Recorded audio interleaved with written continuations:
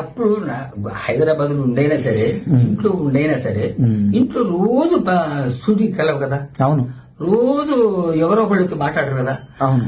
దుడ్లో పోయినప్పుడైనా సరే, కనీసం దుడ్లో పోయినప్పుడు స్నానం చేసేప్పుడు ఫోన్ తీసుకొని, అన్నయ్య ఎట్లా, అరే అన్నయ్య శ్రీనివాస అన్నయ్య ఎట్టున్నావురా, ఎట్టున్నావునా, ఏం చేస్తున్నావు, బ్రహ్మంగారు పాల డబ్బులు వస్తున్నాయా, మరి నీకు తిట్టడానికి అన్ని ఏమైనా ఉన్నాయా, సింపుల్. అంతే సార్ అనుకుంటాము. అంతేగాని ఎప్పుడైనా పలకరిస్తానికి అంటే ఒక్కటి అందరం భయం, ఎవరు లేరు. మా అన్నయ్య వాళ్ళు, మా చిన్నయ్య, మా పెద్దన్నయ్య, మా అక్కయ్య. సార్ ఇప్పుడు మీ తోడబుట్టిన వాళ్ళల్లో ఉంది మీరు, బ్రహ్మానందం గారు, అంతే. ఇంకా మీ తోడబుట్టిన ఆడపిల్లలు కూడా ఎవరు లేరు. నా కూతుళ్ళు ఉన్నారు, మా అన్నయ్య గారి కూతుళ్ళు ఉన్నారు. అదే అంటే మీ తోడబుట్టిన వాళ్ళు అంటూ మీరిద్దరే, మీ తల్లి సంతానం మీరిద్దరే ఉన్నారు. మేమిద్దరే ఉన్నాము. ఎప్పుడైనా వచ్చి వెళ్తా ఉంటారు సార్ మీ దగ్గరికి?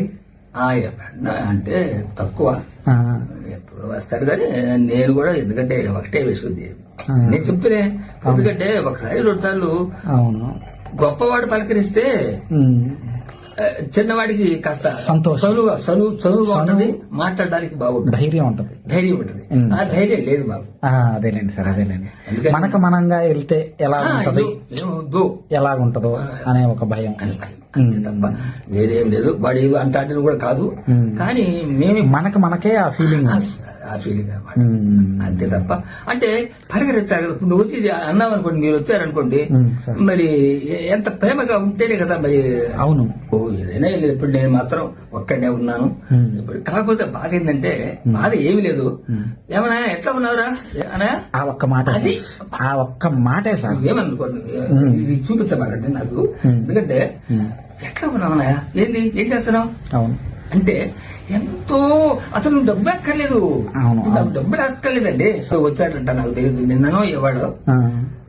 ఇప్పుడు నాకు బాధేసింది, నేనేం నడవలేను, పెట్టలేను. నడవగలుగుతాను అనుకోండి చిన్నగా, ఎక్కడుంటాడు ఏమిటో, అది ఎట్లా పోవాలో ఏమిటి, అంతమంది జనాల్లో ఎత్తుక్కొని వెళ్ళాలి. వాడు రాకపోయినా రావడానికి వీలు పడదు, నా ఇళ్ళని బాధపడతారు, సమస్య. అవును. ఆయన ఎదిగాడంటే అసలు ఈ రోడ్డు పట్టదు. లేదు, వచ్చాడు కానా, నువ్వు వచ్చి ఇది కూడా కాదు, హైదరాబాద్ తీసుకొని రానా నువ్వు ఒకసారి చూడాలని అంటే.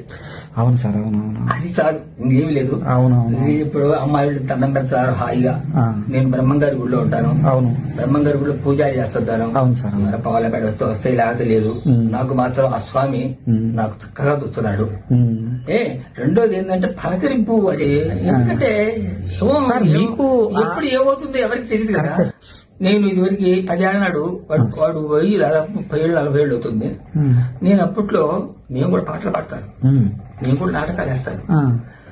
నేను ఆశపడ్డా, అది కూడా చేయబడ్డది బాధ. ఇప్పుడు ఏం చేయగలను?